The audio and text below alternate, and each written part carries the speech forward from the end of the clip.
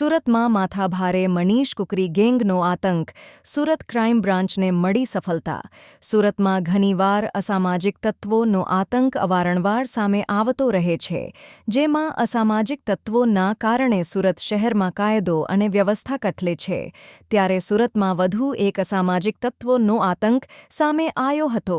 સુરતના સરથાણા વિસ્તારમાં માથાભારે મનીષ કુકરી ગેંગનો આતંક સામે આવ્યો હતો, જેમાં સુરત ક્રાઇમ બ્રાન્ચને મોટી સફળતા મળી હતી.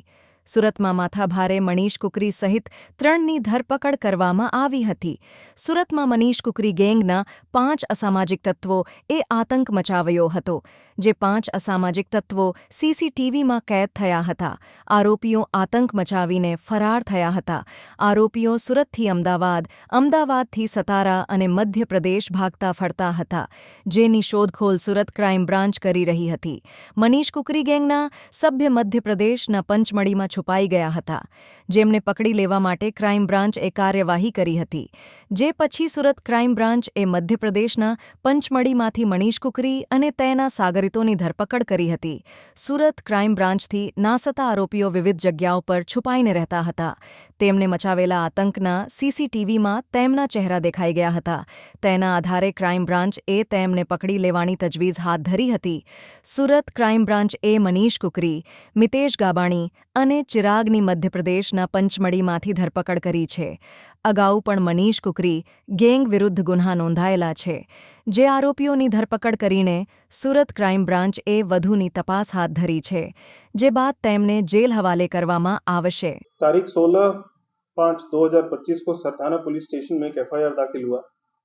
उसमें बीएनएस की धारा 109(2 जो कि अटेम्प्ट टू मर्डर है, 118(2 voluntary causing grievous hurt, 333 house trespass इत्यादि और जीपी एक्ट 135 के तहत एक केस रजिस्टर हुआ। ये घटना रात को 3:30 बजे बापा सीताराम चौक के पास हुई। होटल में लड़ाई झगड़ा हुआ।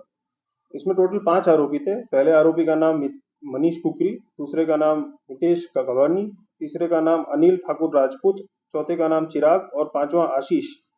और ये पांचों एक लुक्का तत्व की तरह इधर उधर असामाजिक तत्व करते रहते हैं। पहले भी इनके खिलाफ क्राइम रजिस्टर हुआ है। इसके लिए हमने सीपी सर की सूचना और सेक्टर सर की सूचना से हमने अलग अलग टीम्स बनाई और जेसीबी क्राइम के सूचना से क्राइम की टीम भी इसमें लगी हुई थी और फाइनली क्राइम की टीम को इसमें सक्सेस मिला है और डीसीबी क्राइम और क्राइम ब्रांच के पीआईज ने इन 3 आरोपियों को 5 में से मध्य प्रदेश के पचमढ़ी से इनको पकड़ा है और अभी अरेस्ट की कार्रवाई अभी जारी है सरथाना पोस्टे में।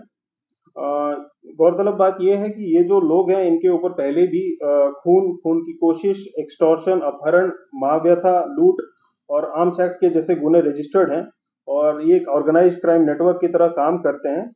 और इस केस में क्राइम करने के बाद अपनी धरपकड़ को रोकने के लिए इन्होंने बहुत ट्रैवल किया। ये राजस्थान गए, उसके बाद पहले अहमदाबाद गए, फिर वहां से राजस्थान गए, फिर महाराष्ट्र में नागपुर, सतारा गए और डेली 600 किलोमीटर, ये 600-700 किलोमीटर ट्रैवल करके अलग अलग जगह पे लोकेशंस पे ये रहते थे। और इस पे पुलिस ने, हमने क्राइम ब्रांच ने बहुत मेहनत की है क्योंकि ये इनके पास से 7 मोबाइल्स, 4 डोंगल और एक अर्बन क्रूजर व्हीकल बरामद हुई और ये टेक्निकल वर्कआउट करके आईपी एड्रेस ट्रेस करके हम इस यहाँ तक पहुंचे हैं।